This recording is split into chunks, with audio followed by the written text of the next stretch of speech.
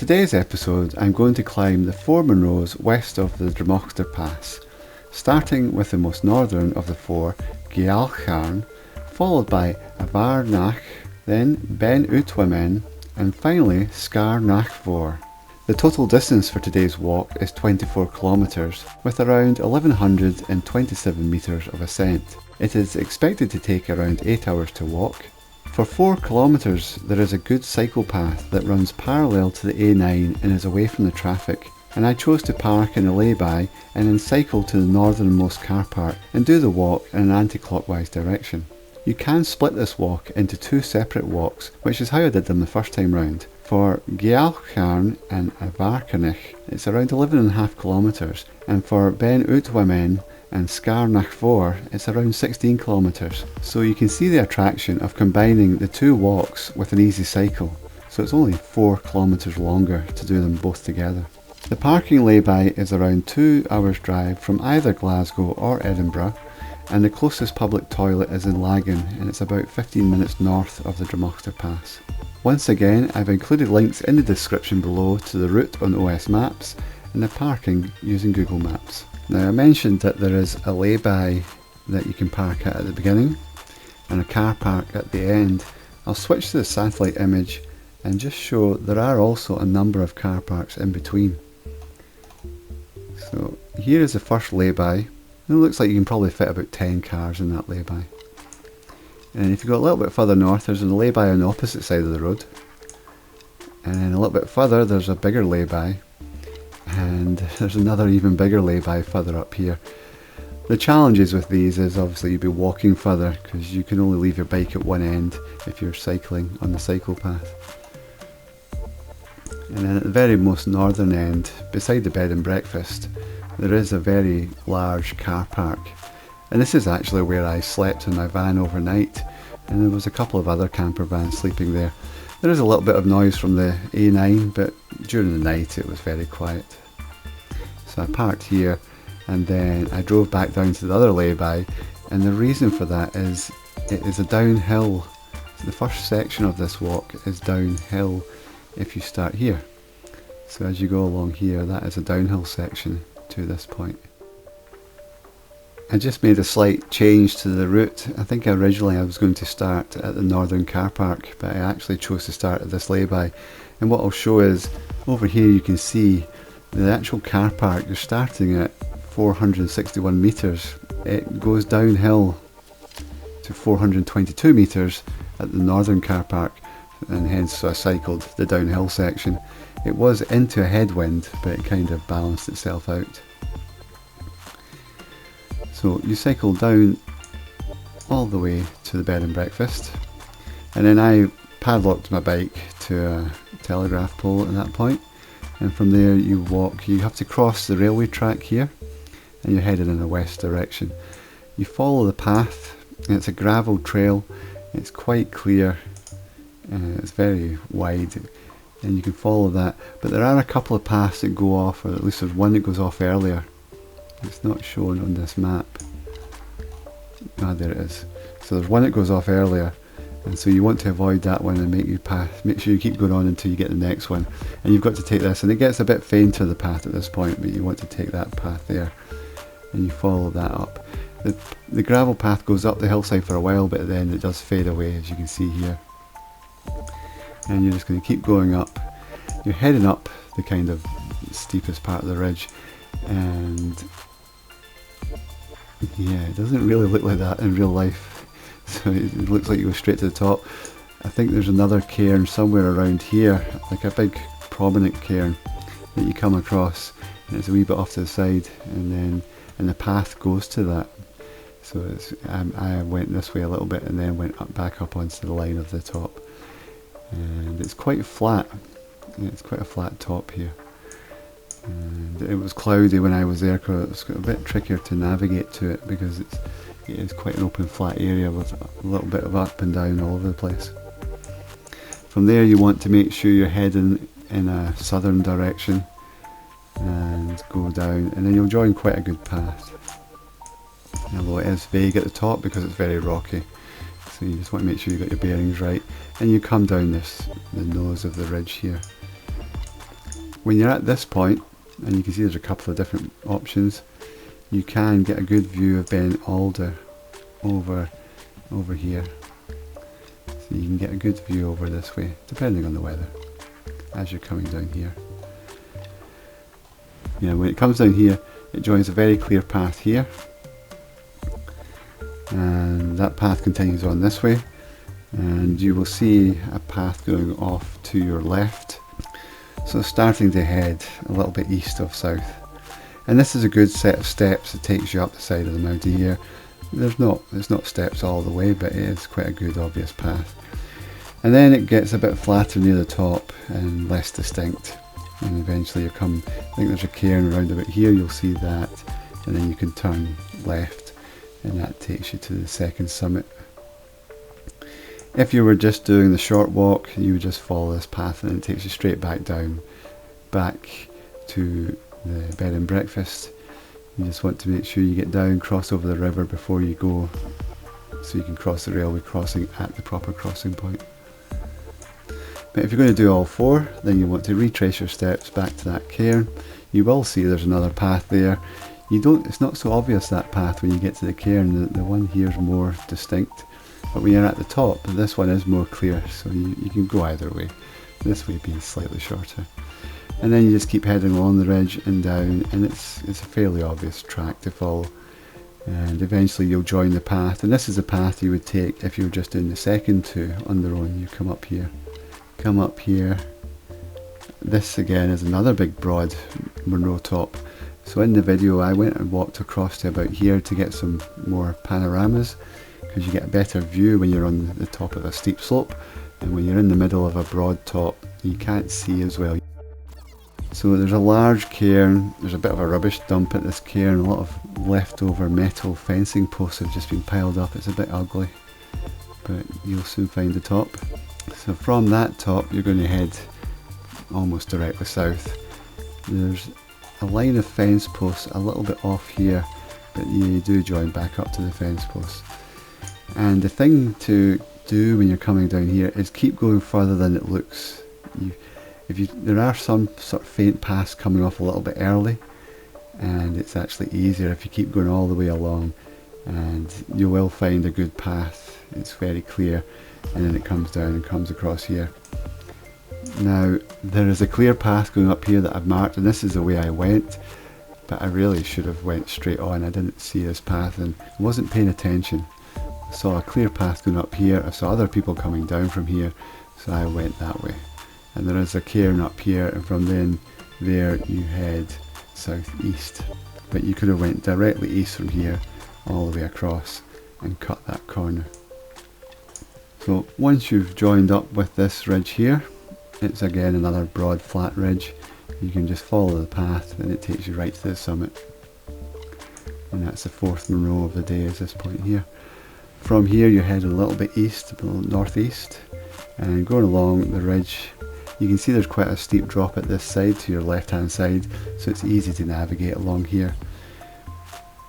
Now most routes will follow the path that goes down here, and then it climbs back up, and then you've got choices, or you can see there's multiple paths that you can follow. I did it this way the last time and it was a bit difficult. The terrain wasn't so easy to cross over, a bit rough, and the path wasn't great. So today when I was on the walk, I saw a faint path going down this way, and it didn't look too steep, and as you can see by the contours it's not that steep, and there's a good bridge over this river over here, and it's very clear and obvious when you're not in clouds. You can see the bridge in the distance, and so I just thought I'll just go straight for that. It gets you onto a really good gravel path on the other side. You can see the path here, and that is clear and obvious from a distance. So I thought it would be easier just to go straight down and get onto that path. When I was on the path at the other side, I could see that this path, this gravel track, it actually goes a lot further than that. Maybe on the satellite we might be able to see it. Yeah, you can see there, that path goes up further.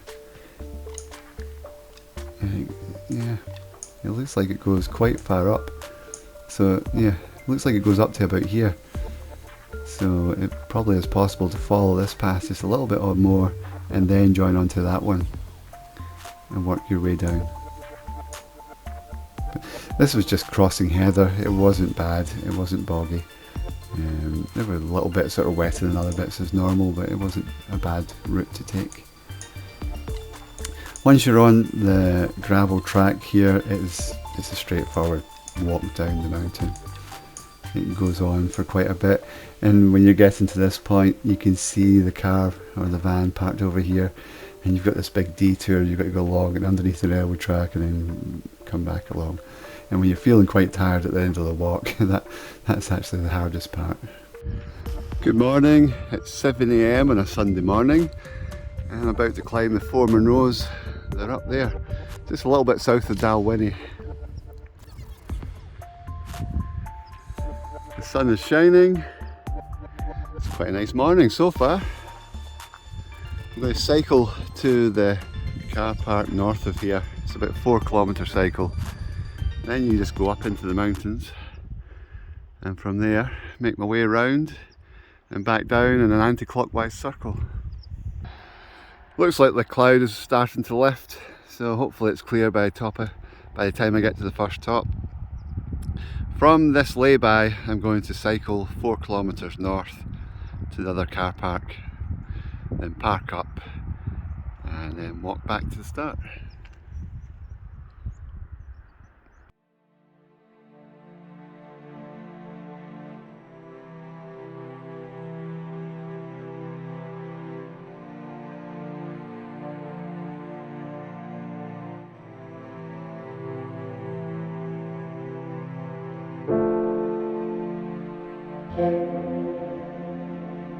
Quite a quick cycle back to the Balsporin bed and breakfast, or the car park outside of that bed and breakfast.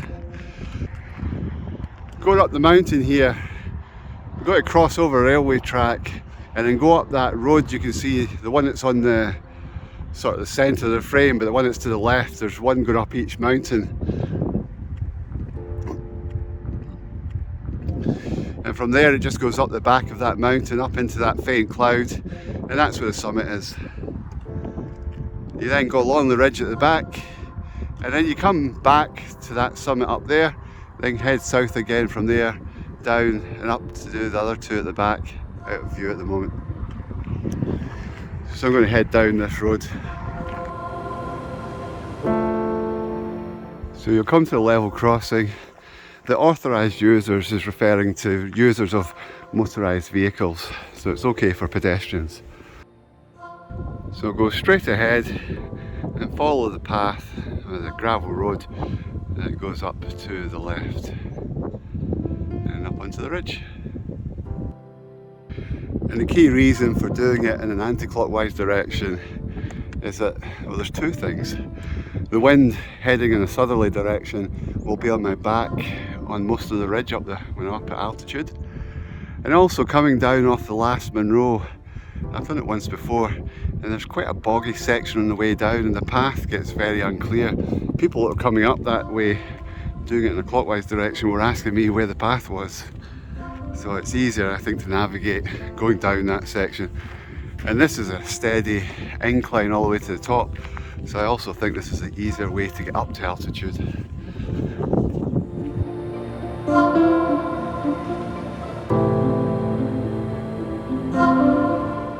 One thing to note, you start at 430 metres of altitude, having just come through the Drumochter pass on the way north. So these Munros are actually quite short in terms of altitude. When you come to this junction, don't take the right hand. That's the one that takes you up there onto this hillside. So you want to go straight on a little bit further, and then it'll bend to the right to go up the other path, the right path.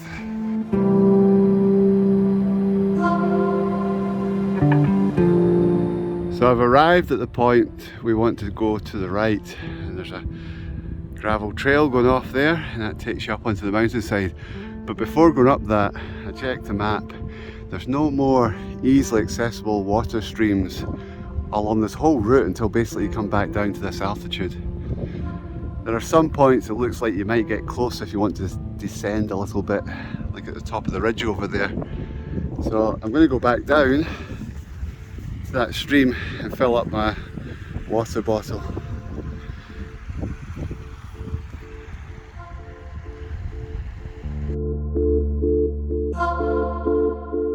Water bottle refilled, head off up this track.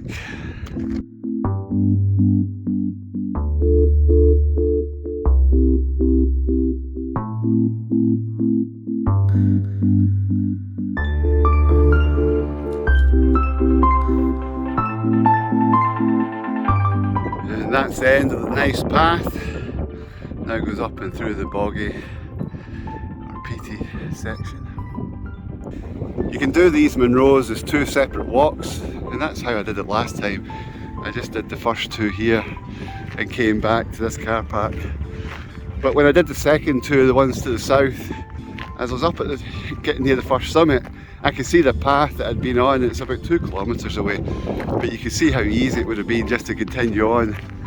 The only thing is that long walk back to the car park once you get down to the A9, hence the reason for cycling today.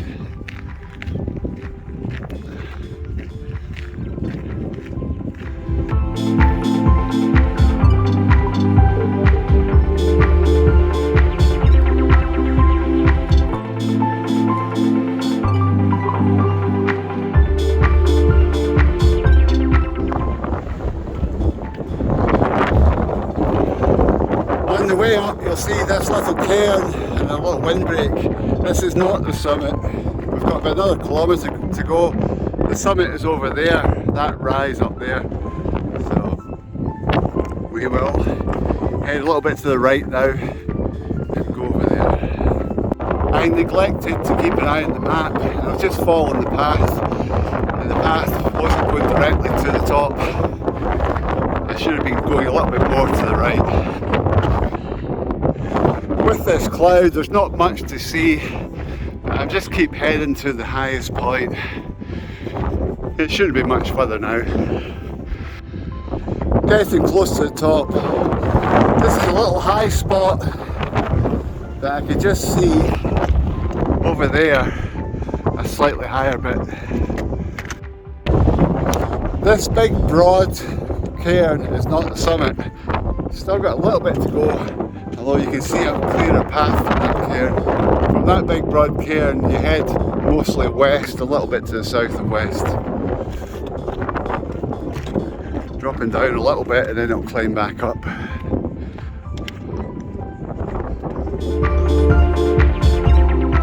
Approaching the summit of Geal Chàrn. It's basically a big windbreak of a cairn and I'm on the wrong side of it.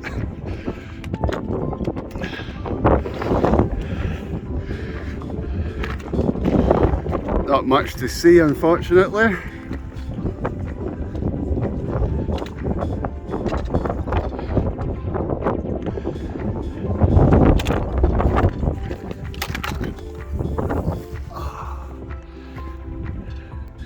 Just sitting down behind the cairn.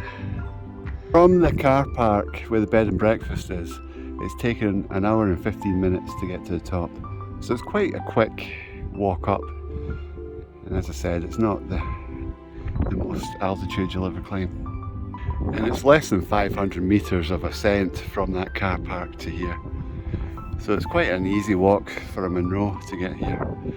I'm going to head directly south and it'll be a reasonably gentle decline in altitude and along that ridge that I pointed out earlier on that was in the distance. And if my memory serves me correctly, there's a good set of steps that takes you up onto the second Munro for today. So it should be quite a nice easy walk. The most important part of coming off that top there, with it being so cloudy and so rocky, there's no clear path to follow. So I've been using the GPS.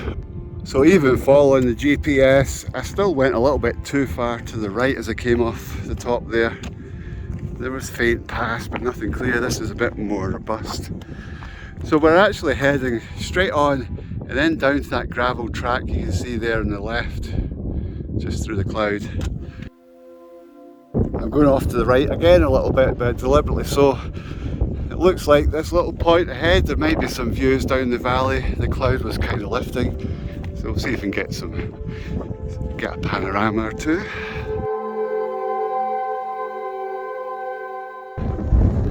Just looking back at Geal Chàrn, not that you can see very much. It's a bit more clear below, but the clouds coming in.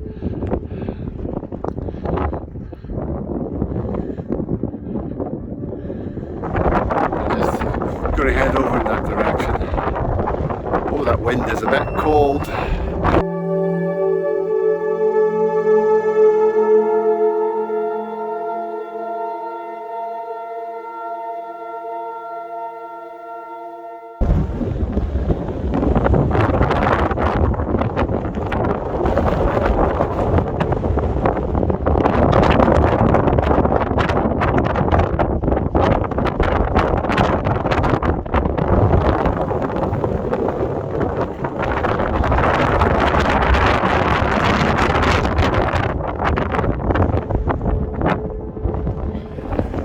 Mharconaich is just up there in the clouds.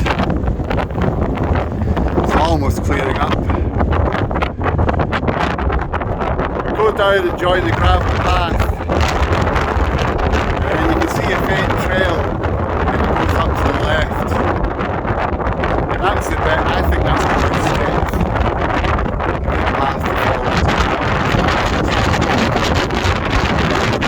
A bit of luck. It'll have cleared up by the time I get up there. It looks 50-50 at the moment.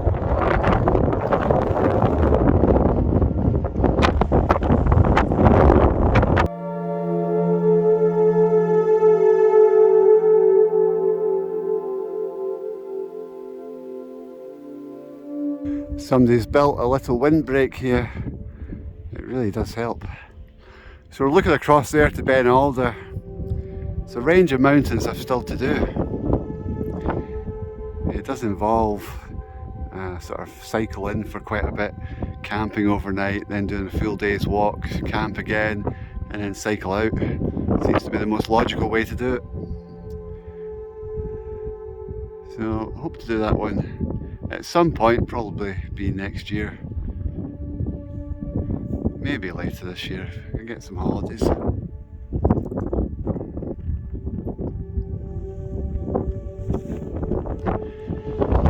And the summit is clear now.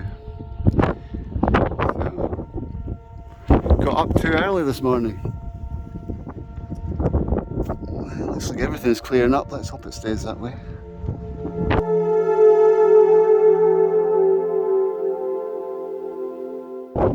There's a clear path on the left as we leave the rocky road. And I can see from here there's good steps built into this mountainside, and the summit is clear. Going to go up onto the ridge, then go left along to the top, then retrace our steps back and continue on to the third Munro over there.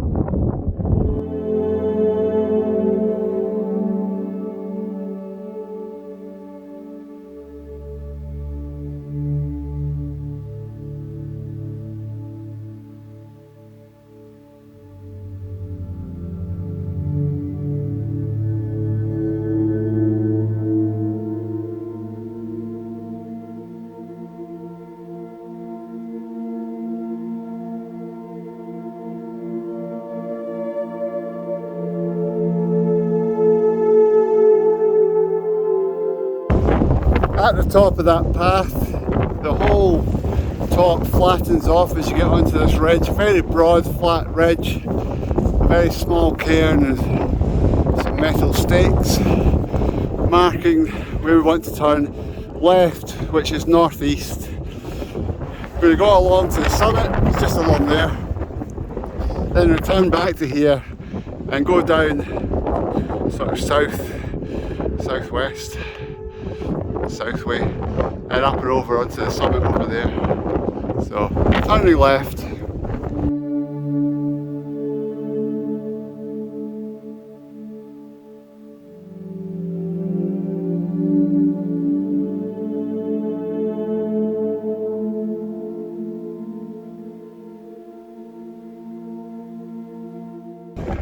You'll come to a small cairn. It seems to be an optical illusion because this looks to be higher than the cairn over there, but that's the summit according to the map. So we'll go on a little bit further. Just approaching the summit of A Mharconaich.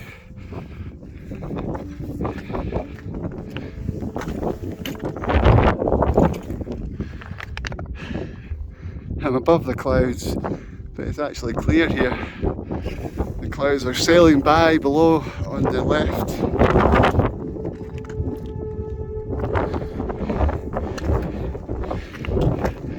Now you can see by the shape of this windbreak that the wind normally comes more from the south, even the west, from the Atlantic. But today it's going the completely opposite direction. It's coming that way from the north, heading south.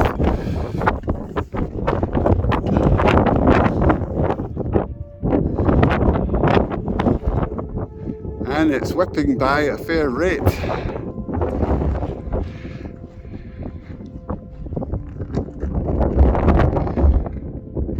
So you can see the fourth top, the cloud is just going to make it visible. So that's the fourth one for today.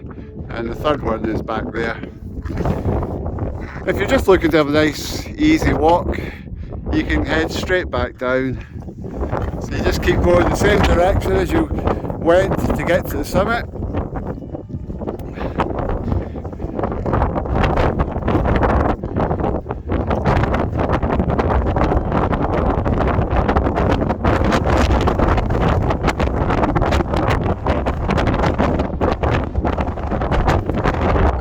Car park and the bed and breakfast from here.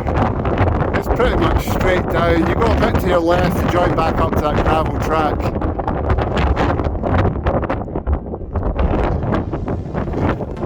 But I'm going to head back with the wind behind me now, which is a lot nicer.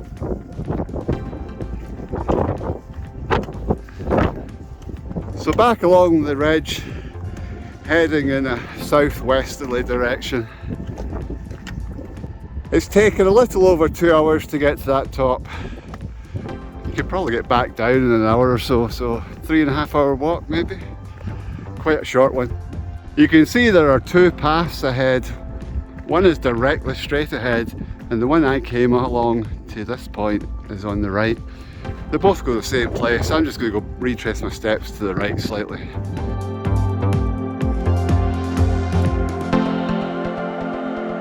So back at the little cairn that marked the top of the path up here. This time just go straight on. The path is going to go down, it's going to bend a little bit to the right and then back to the left and take us up onto the next summit. But it's mostly straight ahead. The sun's come out. The wind's died down a little bit just as I'm going down this side of the mountain. Fairly sure it'll pick up again once I get back into the open.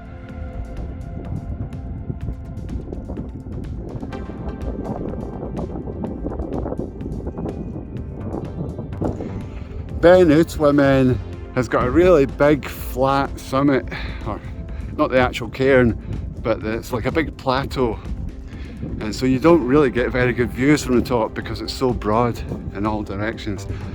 There is a rather big cairn and it has 4 different windbreaks, one for each axis of the compass, I think.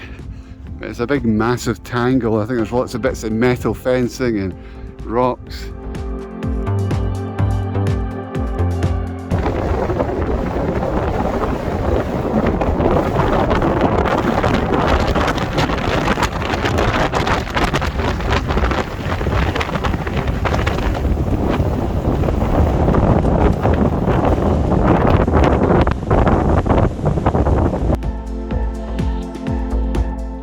Summit's over there. I took a slight detour round to my right whilst the other 2 tops were clear, just to give me a chance to get some video of them.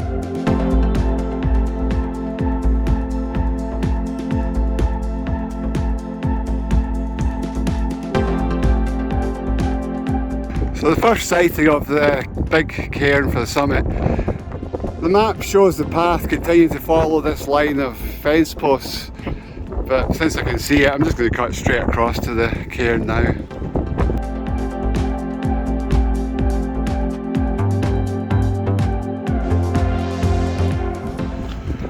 So just approaching the summit cairn of Beinn Udlamain.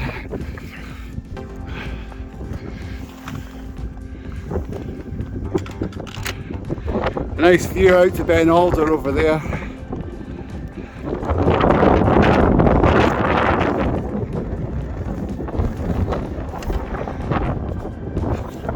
It's got to be the ugliest cairn I've ever come across.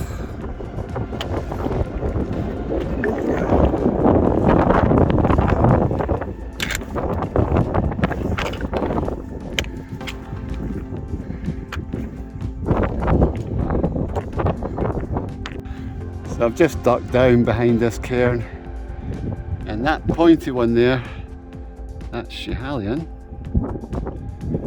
So Ben Alder is probably over there somewhere. It's a little bit difficult to pick out each one individually.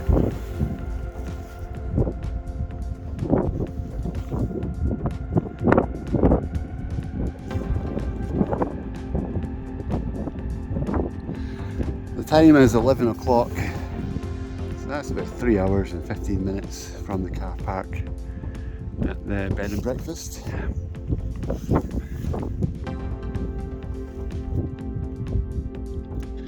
The fourth and final Munro of the day, Sgàirneach Mhòr, is just over there. You can just see the summit just below the clouds. You can see the cairn, and actually I can make out two walkers just coming off that summit. So they're going in a clockwise direction. Unfortunately, between here and that ridge over there, there is a little bit of a descent, and we continue down the fence line. So we keep going south and then bend round to the left. But I'm going to stop and have something to eat, and then we'll be back on the walk. Leaving this summit cairn, you do need to be a little bit careful. I can see a path faintly that runs parallel to the path that I'm on. I'm going to follow these fence posts, but you cannot keep along the more clear path because we're going to go off to the left. So we've got to go south for a bit, keep an eye on the map and make a turn to the left at the right point. If you turn too early, you go down a very steep slope and you go down below the B&B that joins this Munro and the one next to us. And it's just slightly more than 1 kilometre heading south before the path starts to bend to the left, ignoring the other path that continues on south. That's what makes it a little bit tricky. We're leaving one path that goes south further than we want to go. And then you go down to the B&B and then up the other side, and then it's a fairly straightforward walk after that.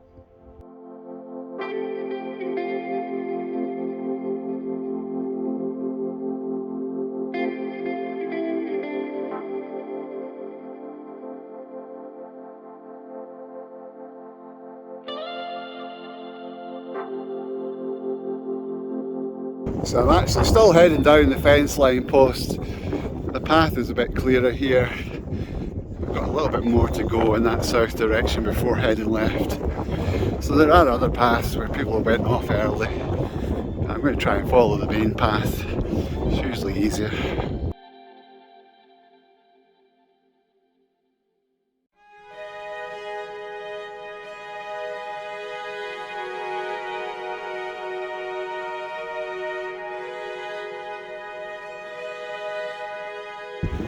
There is a little stream here, would be good enough for filling up. This path seems a lot more clear than I recall last time. I don't know if last time I came down just a little bit too early like I was about to do today, but this is quite well defined. Just got to cross over this bit to where those people are and then up the other side.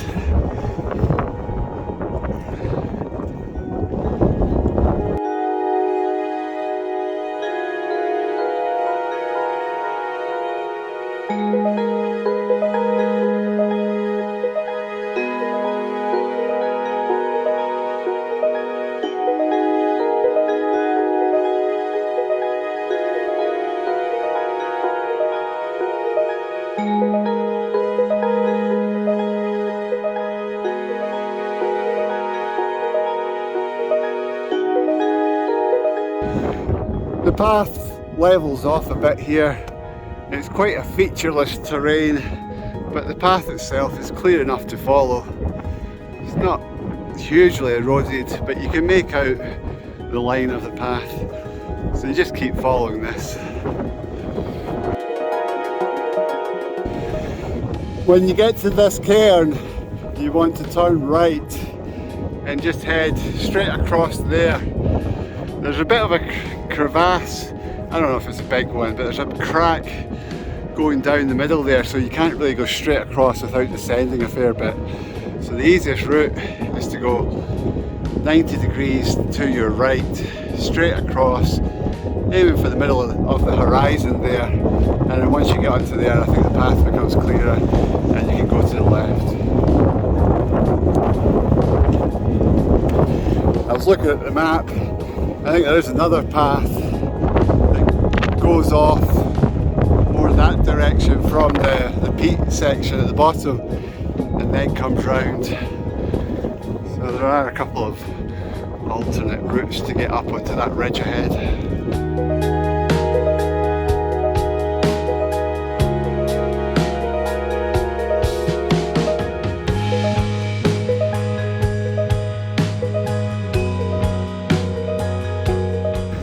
Eventually you'll cross this field and get onto the ridge path. It's another broad ridge, but a very clear path along the top of it.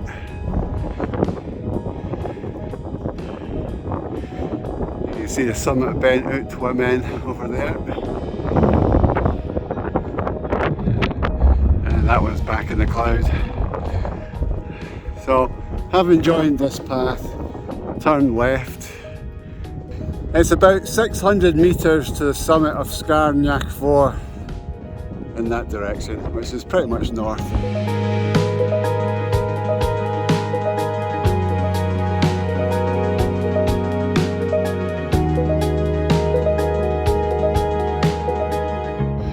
Just approaching the fourth and final Munros summit for today, Sgàirneach Mhòr. This one also has a little trig point and a little windbreak. Let's see if I can duck down behind the windbreak.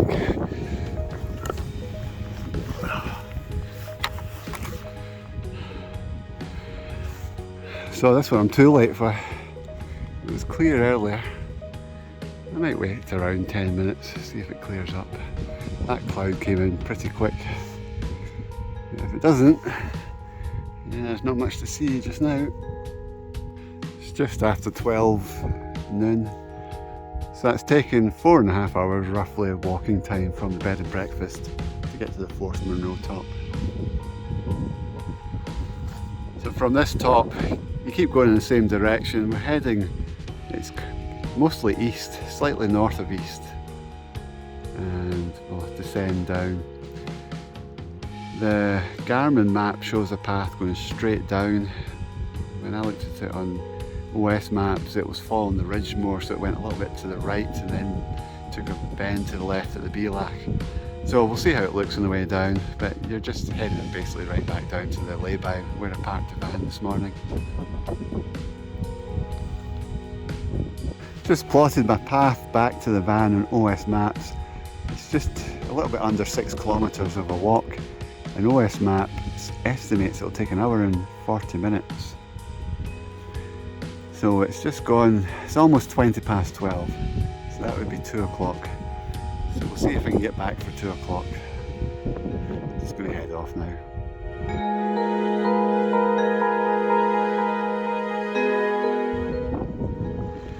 I was going to walk along the actual path, but you can see how this cloud is whipping up over that edge. And so just walking 5 metres away from it is keeping me out of the worst of the wind. It cleared up there for a moment.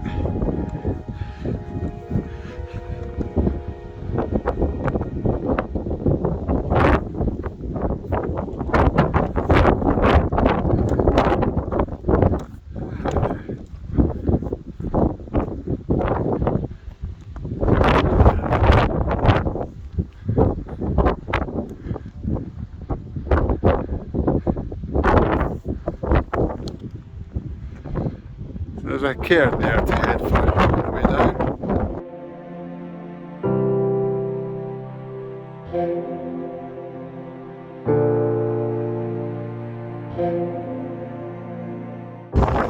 It looks like some people have went straight down here and probably headed across to that road that goes over the river and the bridges, because then you get a nice easy walk down a gravel road.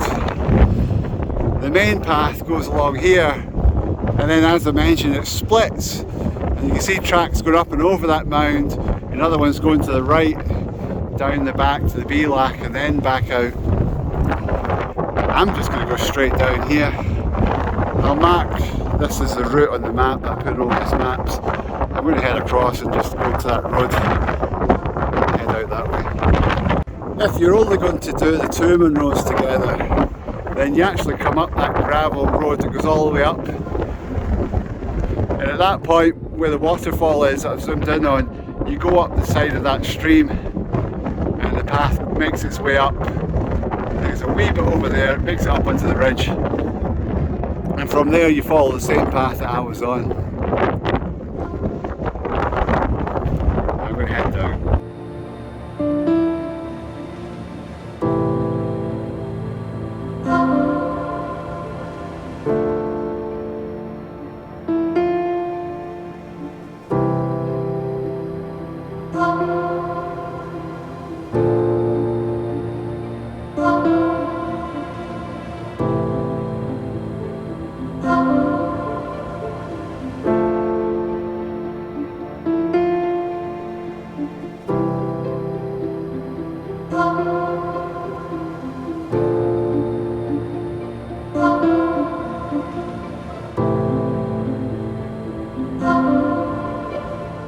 Just looking back at where I've come down, so I pretty much just crossed straight down from the ridge, centre of the screen, all the way down to this gravel track, across this little bridge, up on the other side, and then that road or gravel track goes all the way back down to the layby.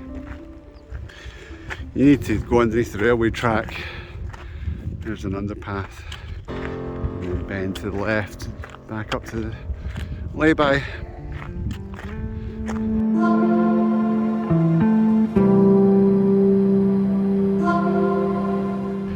It looks like that track that goes up there and works its way up. It looks like that does go all the way up onto the ridge, a wee bit further on from when I turned down. I turned down just where that scree section is and just basically came straight down.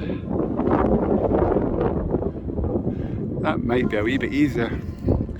It wasn't difficult coming down there, just the odd uneven ground, but it wasn't too steep.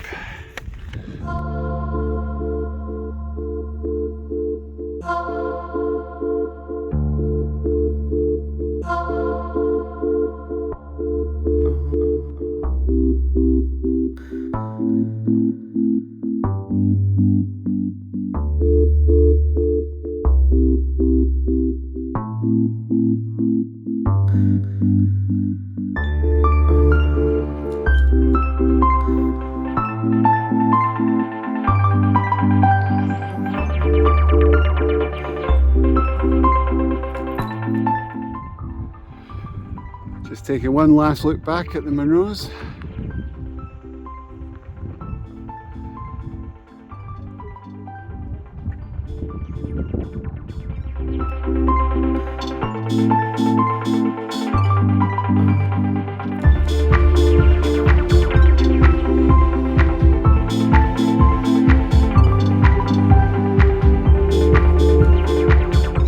If you're feeling a bit tired at this point, having to walk down to this tunnel to go onto the railway track and then double back is quite a challenge. As always, thank you for watching, hope you enjoyed it, and bye for now.